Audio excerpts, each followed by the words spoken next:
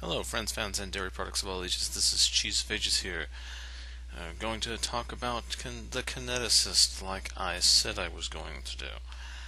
So, let's do that. I was going to have this be a scripted video where I include a build guide and talk about things in a more organized fashion, but that's really not my style. If you guys want, I could go into a more detailed breakdown of a particular build that I've been fiddling around with on this thing. But generally, I'm just going to do my usual thing and sit here in front of the camera and ramble incoherently with poor sentence structure for far, far too long about a subject that very few people care about. So yeah. Anyway, if you've seen my previous video talking about one of my legacy characters, Vidance and Avelios, a warlock, I did mention that the two classes are relatively similar. They both have a energy blast that scales identically, and they are both oriented around having spell-like abilities that they can use very frequently. In some cases, they could just use it constantly with little consequence, and in other cases they can use it only a limited number of times because of a class mechanic called Burn. Burn is a somewhat similar to a prestige class for the Warlock that a lot of people said was the only thing that made it really viable for outputting damage, the Hellfire Warlock, where he paid Constitution damage to deal additional damage on his Eldritch Blasts. Burn is a slightly more refined version of that, where instead of dealing with the fiddly mechanics of Constitution damage and also allowing you to just buy items to chug and get rid of the damage, making the penalty more of a gold penalty, Burn does subdual damage to you. You take 1 point of burn, you take a point of non-lethal damage equal to your number of hit die. So, essentially, since you're a Constitution-based caster, it's generally going to be a 10th or 11th, maybe a 12th or more of your HP for 1 point of burn. No matter how many levels you get. You could be 20th level, and you're still going to be paying a 10th thereabouts of your HP for 1 point of burn cost. It does get class abilities at certain points to mitigate the costs of certain aspects, but a lot of the utility things, well, in fact, none of the utility things benefit from any of these cost decreases, aside from the ability to store up HP to pay for this. I think you can use that with that. It slips my mind whether that's confirmed or not. I'm not looking at it directly. I'm pretty sure you can, but don't quote me on that. I might be misremembering. But yeah, anyway. And in some cases, you don't get some of the impressive things quite as early as the Warlock gets it. It's like, for instance, a Warlock can fly a lot sooner. Warlock gets a lot more useful utility talents for boosting more powerful skills, although the Kineticist does also get skill boosting things. They're usually really innoxious skill things, like a knowledge skill and then a handy skill for getting around, like a swim, or some sleight of hand, I think has one of them. Nice useful things, but not something super powerful like bluff and diplomacy like the Warlock gets. Although there's another talent you can get that will give you a bonus to one of your other class skills, equal to half your character level. The Kineticist doesn't have nearly as good a class skill list as the Warlock does either. It still gets used magic device, but it doesn't really get bluff or disguise or any of the other deception oriented skills, because the Kineticist isn't quite as roguelike in that sense. Though certain elements, like the water element, Kineticist works on manipulating elements, and including Aether, which is telekinetics. So the water element gets an ability to use disguise self a bit in there in levels. I think slightly later than the Warlock gets it in it too. So the utility of the Warlock is not as strong in its Kineticist iteration. But it's still a fun class. It still has its benefits, and it still has a lot of similarities. In fact, you can push people with your blasts, just like the Warlock can with the right talent. But it counts as a bull rush in the Kineticist case with that talent, and they've also, if you have the right element, have more options to do trips with your blasts or other combat maneuvers with your blasts. And you can also apply those effusions to massive areas, just like the Warlock could. So you can trip in an AoE, or bull rush in an AoE, or drag in an AoE. I think it is a little bit poorly written, though. In some places, it's oh, you can't have any fun with this particular combination because I say so, even though it doesn't make any sense. I think that's overpowered, so you can't have it. Or other things where, okay, you have to use this particular blast, even though it's the same functionally as this other one, because I don't want this element to have this for some reason. So yeah. And also, the biggest problem with it, progression-wise, I would suggest that you ask your DM to allow a retraining mechanic. So, like every other more powerful spellcaster, you can retrain your spells at every level rather than at a staggered path. Because otherwise, hey, I get access to this infusion level, but I have to wait 3 or more levels longer than the point in which I get access to it. It's oh, okay, I can use this blast. I can learn this blast. I don't get another blast from my class for another 2 or 3 levels. Oh, there's a retraining point that I can get, because it's at a set point, and the retraining is weaker than every other caster class because I can't train it for because I have to train a same level or lower thing. So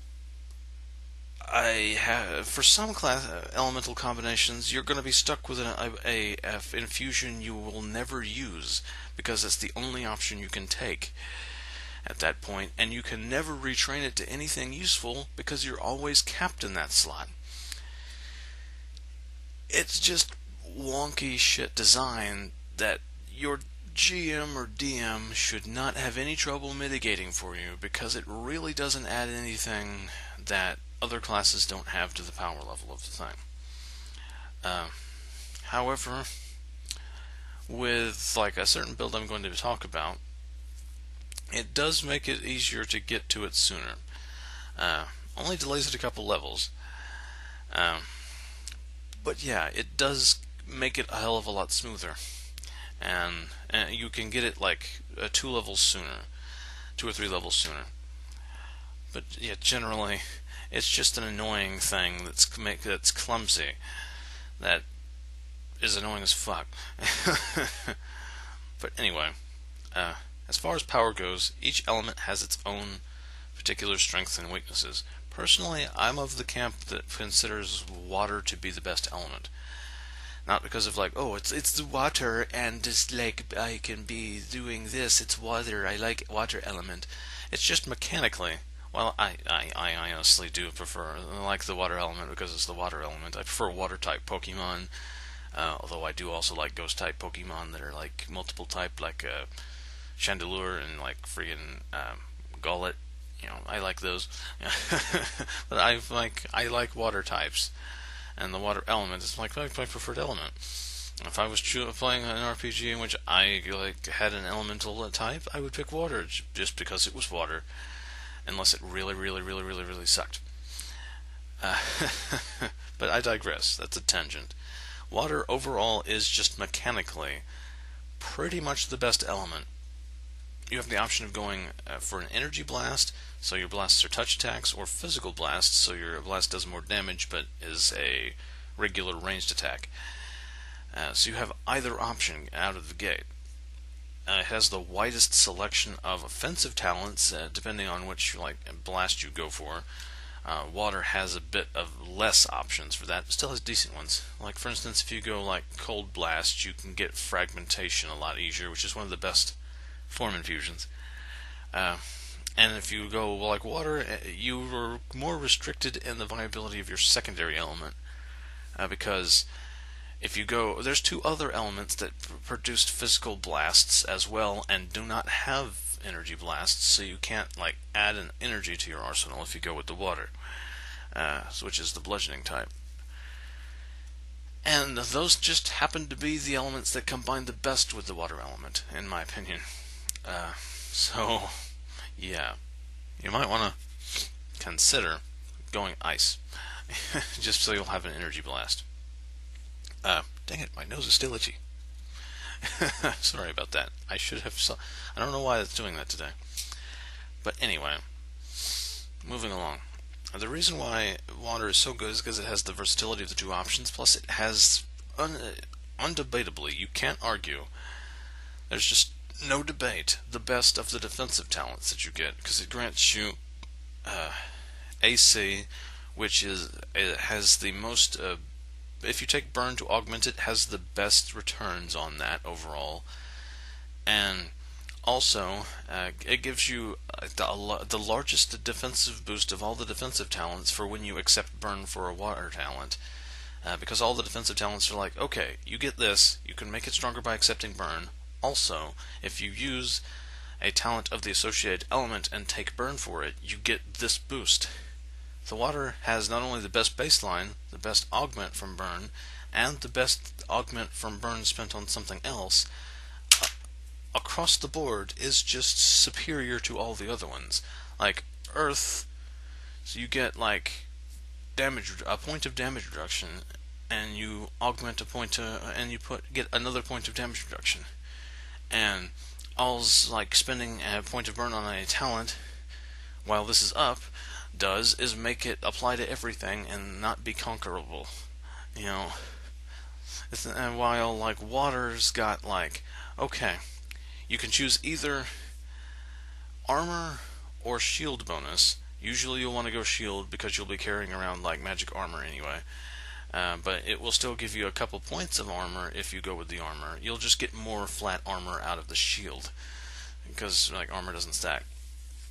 But you get a point of AC for each investment to either, capped by half of the original bonus. So yeah. You get a point of AC is a lot more than 1 point less damage, typically speaking, because like that 1 point of AC could theoretically mean you don't get hit at all. Some people could debate the efficiency of that. That's a debatable point. But whenever you spend a point of Burn on a Water-related talent, including this one, you can get both at the same time. So if your armor bonus happens to be higher than the armor you're wearing, you can get like several points of AC more than this. Also, if you're in a situation in which you're like imprisoned and stripped of your armor, you get like a lot more defensive ability just from out of the gate than any other one. It's like, okay, I have no armor on, I have 1 point of damage reduction. Yay. Okay, Water element. I have no armor. I have armor. I spend a Burn talent. Okay, now I have a shield too.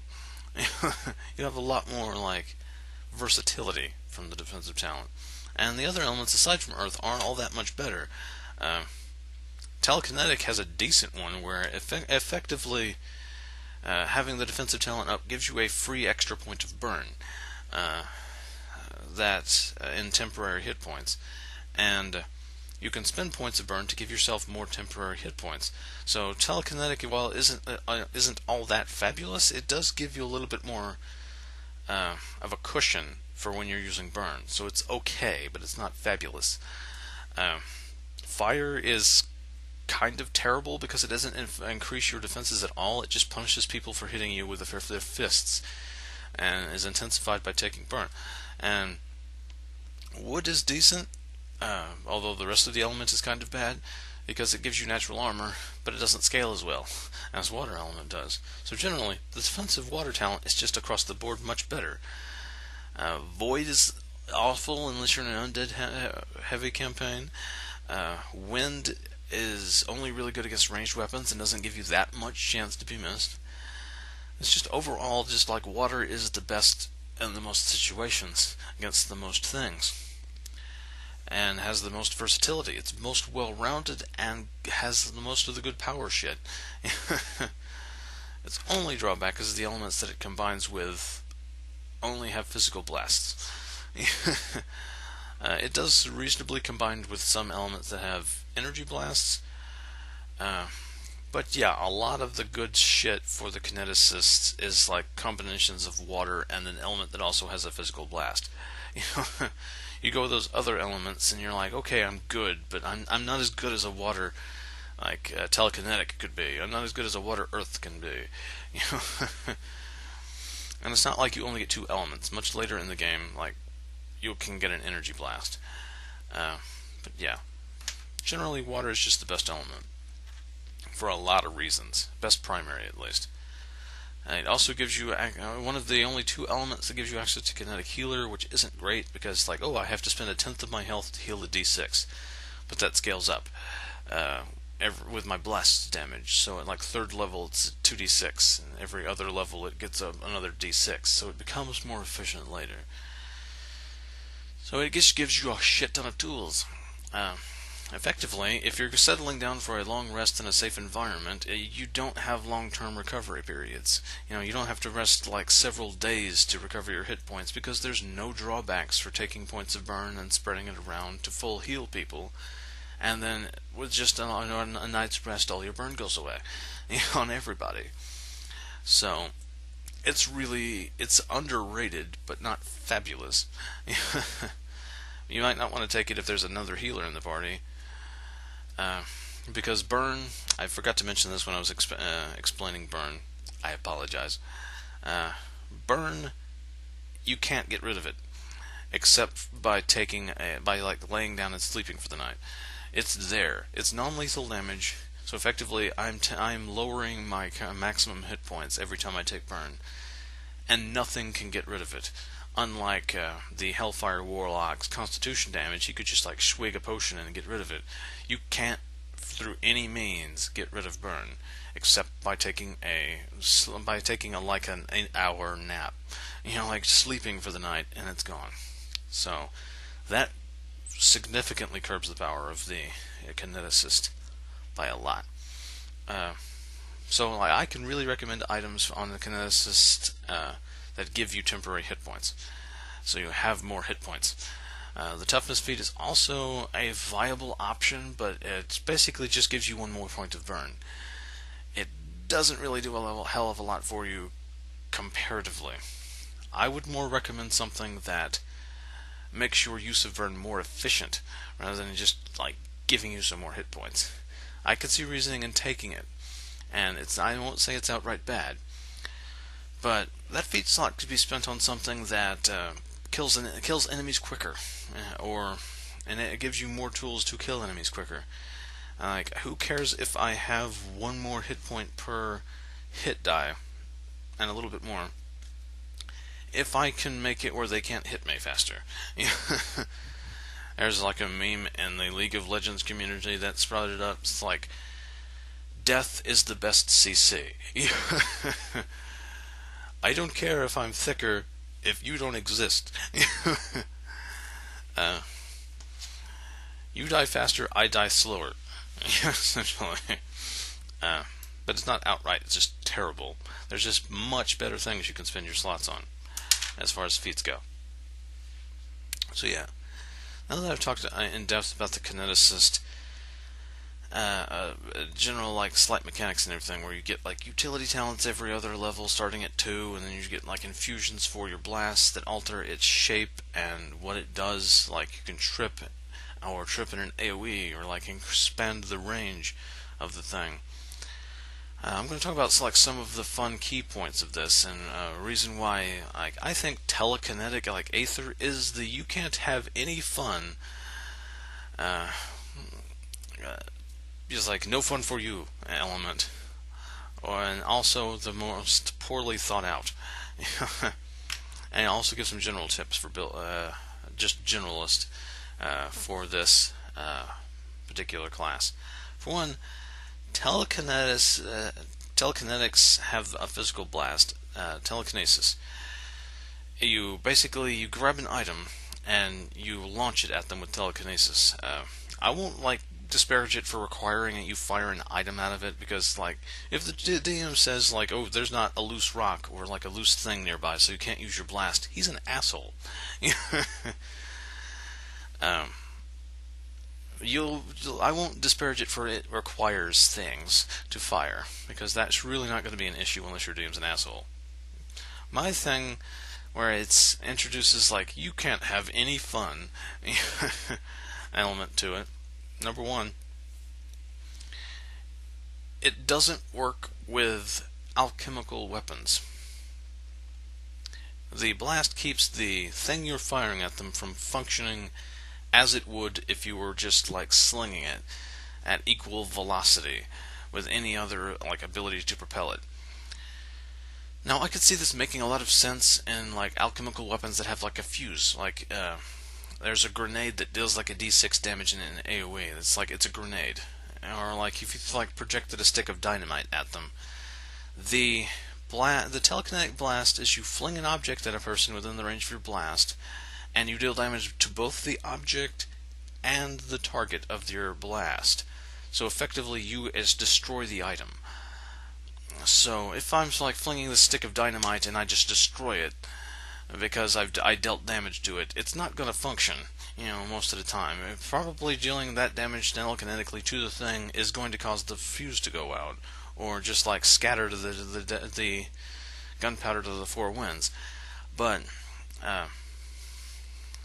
yeah, items that break to trigger themselves, this doesn't make any sense on, and it's just you can't have any fun. I don't want you doing an alchemist fire on the end of a telekinetic blast because it's too strong. Never mind the fact that you're breaking the item with your blast, and the item functions by breaking.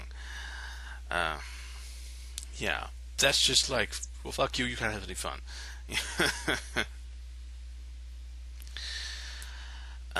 So anyway, that's point number one. Point number two is every other element, much later, mind you, its 12th or 13th level, can take a utility wild talent called Ride the Blast. It doesn't take up a form infusion slot, meaning that you can use the other form infusions to increase the range of your blast. Ride the Blast is pretty much self-explanatory from the title. You go where you fired your blast. So, essentially, with Ride the Blast, you become your blast. You become energy and shoot towards the enemy over whatever range your blast is. The default range of your blast is 30 feet. With Ride the Blast, you could augment this up with two other talents to, at the cost of 2 burn, fire 480 feet. And essentially, because you've become energy, you effectively teleport 480 feet to your target. This is really fun and powerful, because who doesn't like becoming energy and tackling a motherfucker? I'm lightning. Boom. Arr. Who doesn't like that? That's very good for a melee kineticist. And we'll talk about melee kineticists in a bit. So yeah, that's a really fun thing. And it's really efficient. Ride the Blast doesn't cost anything to use by itself. So if you're just using a plain old 30-foot blast with nothing on it, you can just teleport 30 feet at no cost. Once you get 13th-ish level. This makes it pretty much as good as the other mobility-oriented utility talents that you could be taking, 60-foot flight.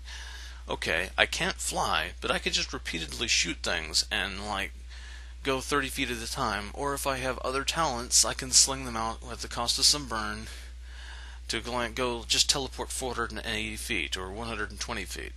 That's as good as being able to fly and hover at 60 feet speed.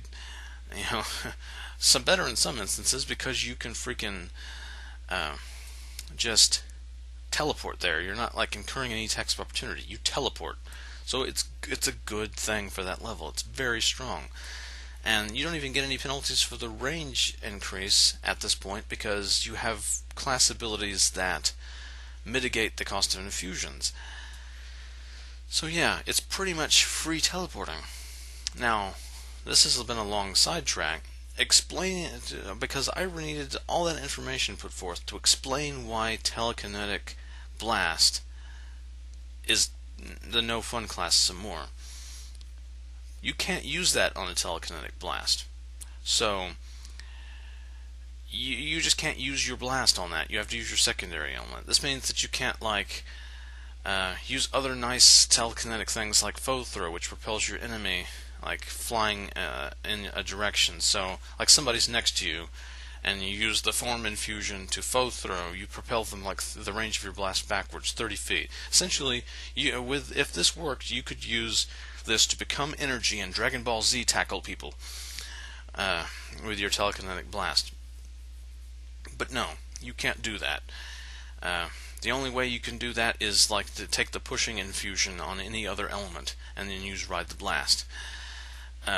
You can't use the foe throw ability with the Telekineticist's version of Ride the Blast because the Telekineticist's version, Force Hook, is a form infusion. So you can't normally go any further than 30 feet using a Telekinetic Blast, and because you can't increase the range, because the range increase is a form infusion.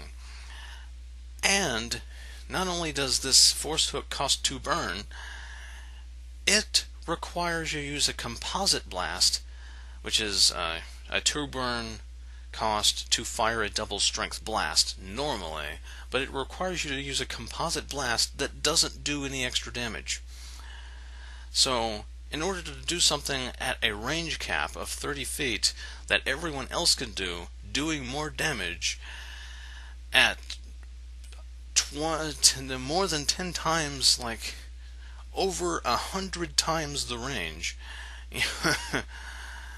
at cheaper cost, every other element can do it better than you. The only advantage you get is the fact that it's of a damage type that isn't really resisted by anything. Whoop-de-doo. I do half the damage, but it's not resisted. If it's resisted, it's pretty much dealing the same damage anyway, the other blasts, at further range, giving more mobility. Yeah. Telekinesis is the not very fun class, as you can say. So, mind you, the Composite Blast element of this that's required isn't mitigated by any of your innate talents unless you charge energy Dragon Ball Z style or spend from your reserves. So, while the other class is doing this for free, when they get this talent, you get the talent earlier, but it will always cost 2 burn. And always, normally, be only 30 feet. That's going to be a segue into another point of something I can really recommend for every element that is particularly useful in the Telekineticist, the Aether element. The only way you can expand the range of the crappiest shit Force Hook talent is to get a weapon enchantment called Conductive.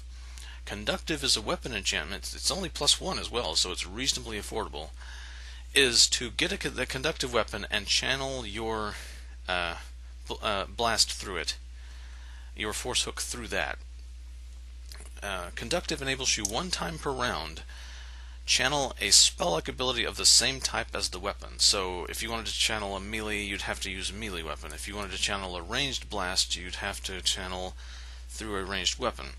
This is the only way to get Force Hook to have a respectable range on it, and it's still going to be a much shorter range unless you have, even if you have further enchantments on your weapon, like distance. So you could just fire a crossbow 120 feet and infuse the bolt with Force Hook and get that Force Hook to work. And then Force Hook is still worse because it pulls you physically to that location. It doesn't say anything about the movement causing attacks of opportunity, but even if it doesn't, it's not a teleport. You don't become energy, so you have to be able to physically pass through the path to get there. While with ride the blast, you just have to be able to fire your blast through there. Because if you're turning into water or air or lightning or any other non-solid element, you just go there. You know, like, you stick your arm through bars and fire a blast, and you're through the bars. With Force Hook, I'm not through the bars. I can't get through. And it still gets even worse this time, blast, because the air element, with an air blast, can not only go 480 feet, can go 960 feet. So even with the distance crossbow making the range of this 240, you're still only getting half the range of every other element. And spending more to do it. So yeah, Telekineticist is just the unfun. You can't have any fun element. However, it's also the most poorly thought out element, because there's Telekinetic Haul. You can sling objects that weighs hundreds of pounds and spend a point of burn to make it thousands of pounds. So I can just sling several thousand pounds of weight at a motherfucker, and it doesn't technically do any more damage unless you don't do your blast damage. You can choose to do damage as if you had thrown it. They didn't think this out through very well at all, because yeah, rules as written, but clearly not rules as intended. You can combine this talent with Kinetic Blade, which turns your blast into a melee weapon. Not Force Blade. Kinetic Blade makes it where the Telekineticist infuses the power into an object he's holding. Now, clearly they need this to be an object you can hold in one hand, but Telekinetic Haul gives you the ability to technically hold an object up to your capacity in a hand. They clearly don't mean it to function this way, but essentially this means, rules as written but not intended, you can just grab a 20,000 pound whatever and beat a motherfucker with it, full attacking with it, dealing your blast damage each time, and then just let it go. Bam, bam, bam. Okay, now you have 20,000 pounds sitting on you. Congratulations, you're dead. It's like, okay. Boom, there's one of my attacks. Gone. Oh, here's another pound weight. You're dead. Here's another 1,000 pound weight. You're dead. You could just drop thousands of pounds of weights on motherfuckers each attack action with this rules as written but not intended foible. So yeah, DM discretion should dictate that you have to be able to hold it in one hand without Telekinetic Haul enabling you to do it.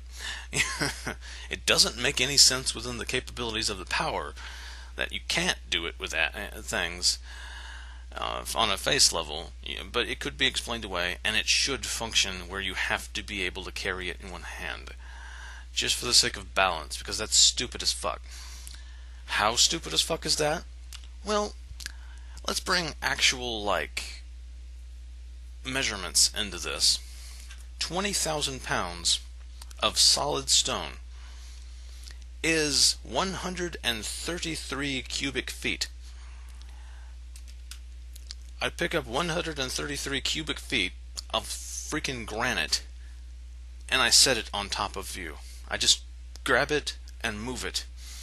You could just set 20,000 pounds on 133 feet of the battlefield as an attack action. If it's loose. If you just happen to have that much of a chunk of something. You could just okay, you're all dead. Unless between the whatever number of you there are, you can combined carry 20,000 pounds. You're all dead. No saving throw. The DM should give you a saving throw, a reflex saving throw to get the fuck out of the area. But even then, make it 2 more times. So yeah, not very well thought out. The Telekineticist is. Mind you, it's freaking fun. You could just flavor. Even all these things aside, it is fun to where you technically can fling, like thousands of pounds, several hundred feet. Which, by the way, um, for the application of enough force to fling 20,000 pounds, which is what you can do at like 20th level, the maximum range you could fling it with range increasing things, 480 feet. The math, if you like flung 20,000 pounds 480 feet in the 6-second period a round takes, it would essentially be many magnitudes more force than was required to reduce a human being into goo. That's like getting in several car wrecks. That's like a several car pileup occurs to you.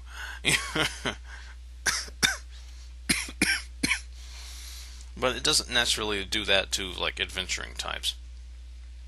The damage of dropping that much weight on a motherfucker could nearly kill anybody of like 10th level or lower. So, if you're 20th level, you're killing like 10th level or lower people easily anyway. A regular common civilian person would just get liquefied. But yeah.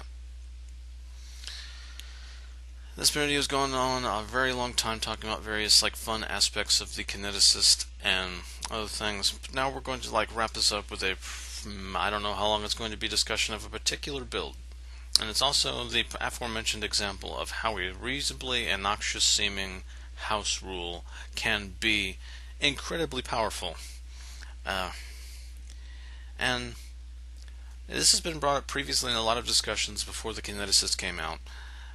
There's no reason that combat maneuver feats shouldn't work with spells that do that combat maneuver. This was mainly in discussions about the hydraulic push ability that is a reasonably low level spell that several types of mage can take, and also the Undine, or like whatever it's pronounced as. I think it's Undine.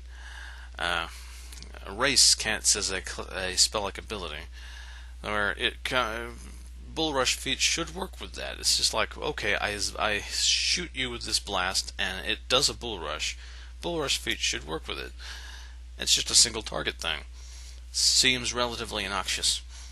And with that, it's just relatively innoxious. It's powerful. I mean, it's a thing where if you have greater Bull Rush, you can shoot it, and allies will get the tax of opportunity against it. It's powerful. It's really strong to be able to just fling that out at whim. But then later the Kineticist comes out, and they can do these things. They can do combat maneuvers as with spells in AoEs. So it becomes a lot more like questionable. It's like, okay, you saddle this thing with like a archer that has the greater snapshot feat. They nerfed it down to 10-foot range rather than 15. Thank God. But AoE, anytime multiple targets, like let's say there's like 3 targets within the greater snapshot. I mean, like improved snapshot range of the archer. 3 targets, and he's got combat reflexes. He could just fire 3 shots. It's stupid with the gunslinger who makes those touch attacks with a firearm. Excuse me, hiccuping.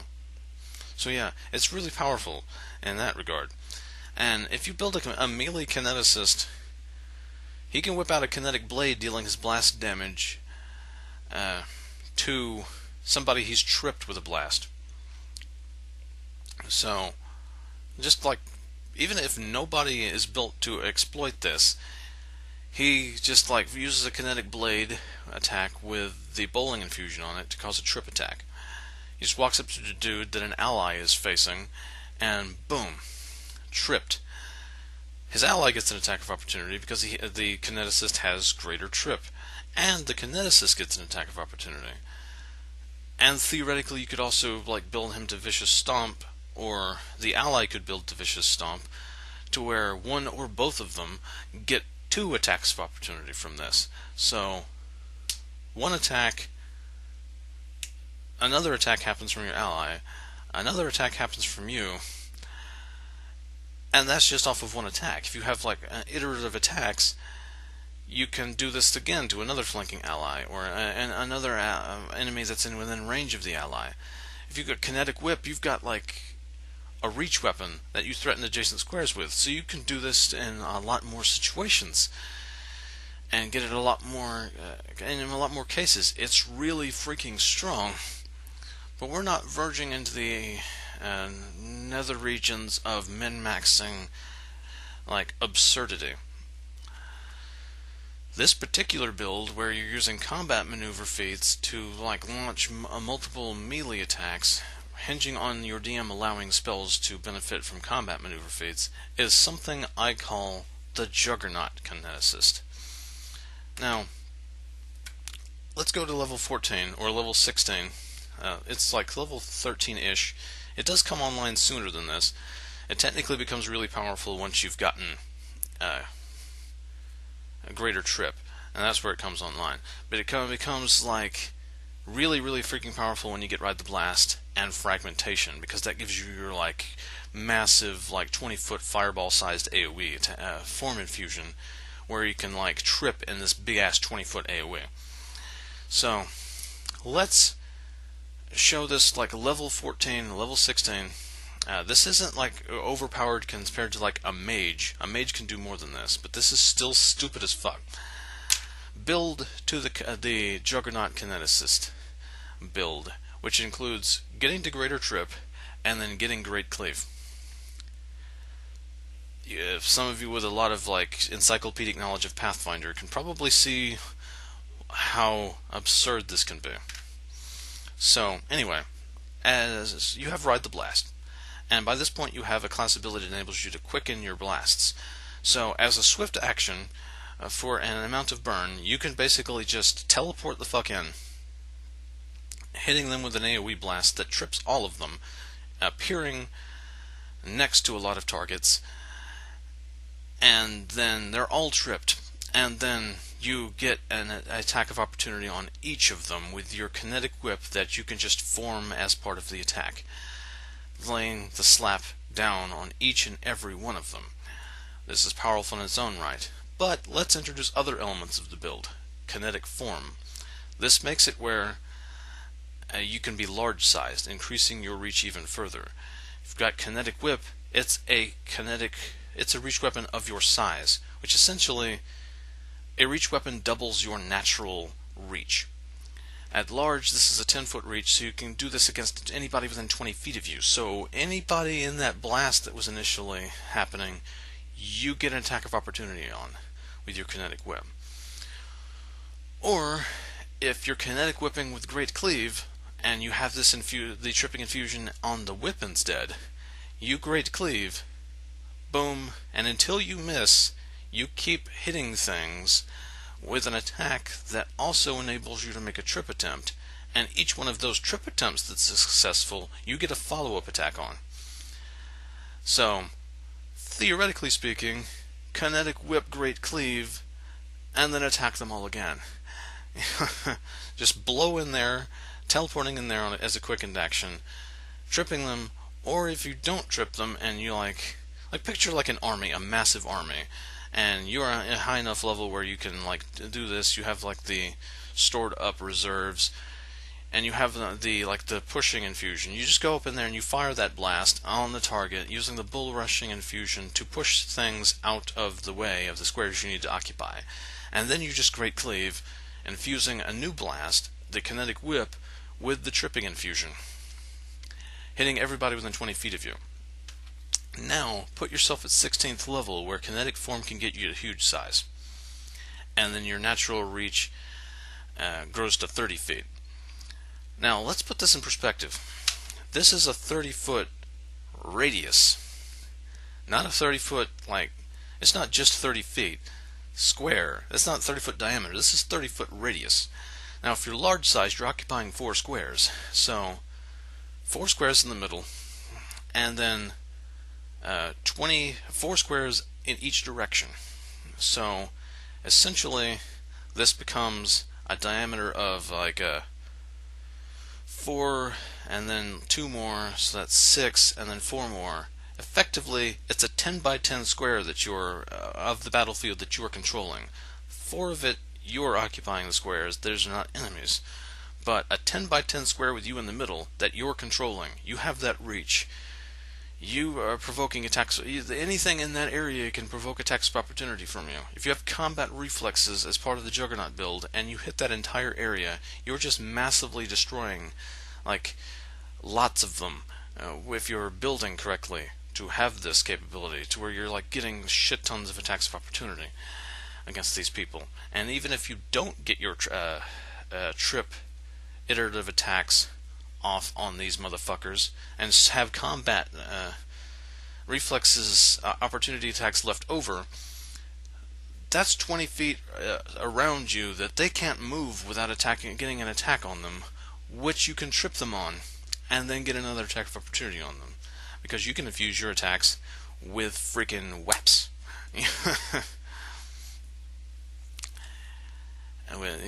Not whaps, but like your blast, which can trip. It's really strong. A lot of battlefield control. Now expand that an additional 20 feet in there, an additional 10 feet in every direction when you get huge sized.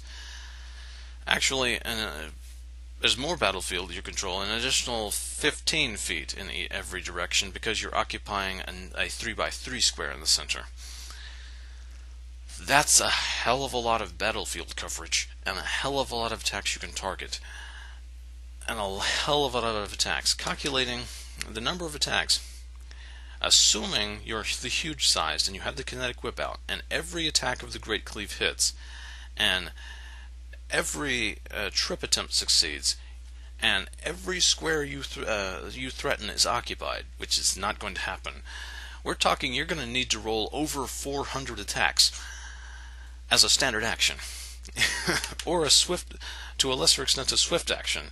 If you just drop your ass up in there and all of the trip attempts of your AoE blast succeed, you're going to be rolling over 200 attacks as a swift action.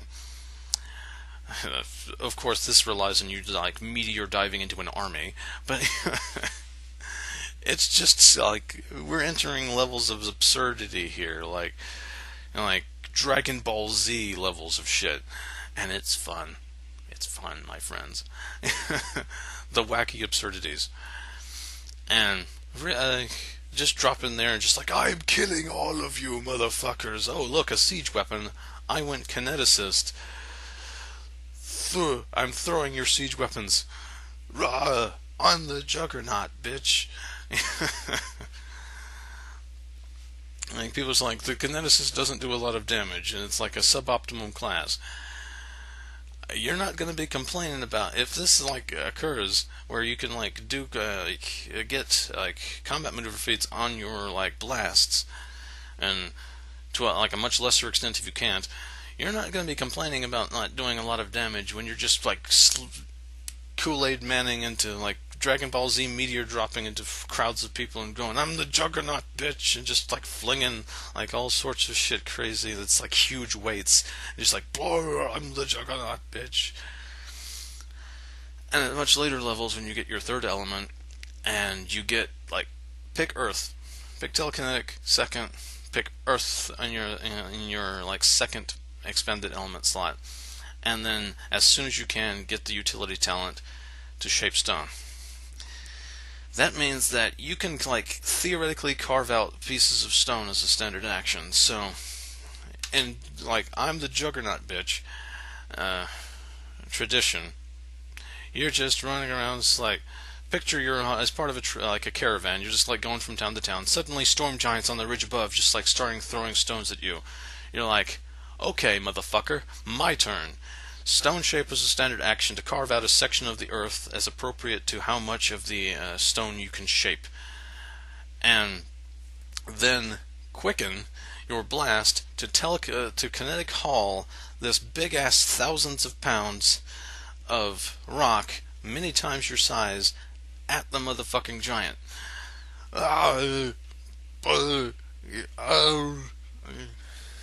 I'm the Juggernaut, bitch. It's just, you could tell by the smile on my face and the chuckle in my voice that I find this insanely amusing and fun. Mind you, wizards at the same level are warping reality, like stopping time, trapping people in force cages, and insta-killing motherfuckers with saber die spells, but who the fuck cares? I'm Dragon Ball Z and the motherfuckers throwing enormous objects at people and just knocking flurries of people about and just like, blah, blah, oh, I'm the Juggernaut, bitch. uh, yes, I know the early 2000s want their meme back. But still, the Juggernaut Kineticist. Aptly named. Just go like Hulk smash puny god on motherfuckers. If you want to, it's not in the actual official build I go with. You could throw foe throw in there at some point and just like pick up motherfuckers and throw them into other motherfuckers. It's like, oh hey Storm Giant, have your friend. But yeah. It's a hilarious build, and the Kineticist is just full of fun ideas. If you want to go like me to present the official what I call the Juggernaut build, and okay, this is the feature take, this is the utility talent you take, this is the element you pick and in what order, and this is the items I recommend, then let me know. Otherwise, Kineticist has really got fun with a conductive ranged weapon. Early on, you can get it on ammunition because it's cheaper, until you get another on a weapon. It's good for telekinetic blasts, or every element can still make good use of the weapon, because that means you can use your blast as part of to get somewhere as part of a full attack action. If you're a melee kineticist, I didn't actually explain this. It's even if when you get to the point in which you can quicken a blast to teleport as a swift action, instead of relying on okay, my first attack is this infused bolt that I ride to teleport over there and complete my full attack action, you can still teleport in, do your attacks, and if you still have a remaining attack or multiple remaining attacks after you've dropped an enemy, you can fire your bow on another target and then ride that with your infused shot. It's still really useful throughout the entire game, because it's easy to just you summon your kinetic blade with a free hand. Even if you're holding a crossbow, it's easy to just have a hand off of the crossbow. If you're firing a bow, it's easy to have a hand off of the bow. Your DM may disallow that, but it's relatively simple to just do that. It's like, okay, bow, shaboo. It's especially easy with the kinetic blast because you imbue an item you're holding, so you can just basically pistol whip a motherfucker after firing it. So, yeah, it's a fun thing to have. I would also recommend water, the water element, probably going with ice, as the best element. I also mentioned I would talk about a member of the Kineticist class that I'm currently playing as in a game, and it's not evil. He's just grumpy because he's a kineticist, a hydromancer or hydrokineticist that was banished from his tribe for practicing forbidden magics, which is basically water magic. And they banished him to the Cursed Lands, which is basically they cast him out to sea on a raft because he could not control his hydromancy powers. He's just accidentally blasting people with water all of the time. And this is forbidden. This is dark magics you're playing with, man. But I can hear you asking, why is the tribe making such a big deal about water? Well, the character and his tribe are cat folk. So, essentially, my character was built entirely around the concept of funny pictures on the internet of wet cats that look really grumpy because they had a bath. And his tribe's like, fuck you, you got water on me. And it's like, go to the cursed land of the ocean. And he learned to use control his powers surviving on the water. So yeah. I just the idea for that popped into my head when I read the part of the Kineticist class that says that when he's suffering burn, He's drenched in his. He's like saturated by his element, like a fire one would be wreathed in flame. A water kineticist is like going to be soaking wet or have a downpour around him. So it occurred to me, wait, catfolk. A cat just like constantly grumpy because we're using it. He's forced to this life of an adventurer to use these hydromancy powers that he didn't want, and he's constantly soaking wet. Whenever he uses his powers, just like soaking wet instantly, you know. And I might be going with a similar build to like the Juggernaut build, maybe. So like this is just basically this giant.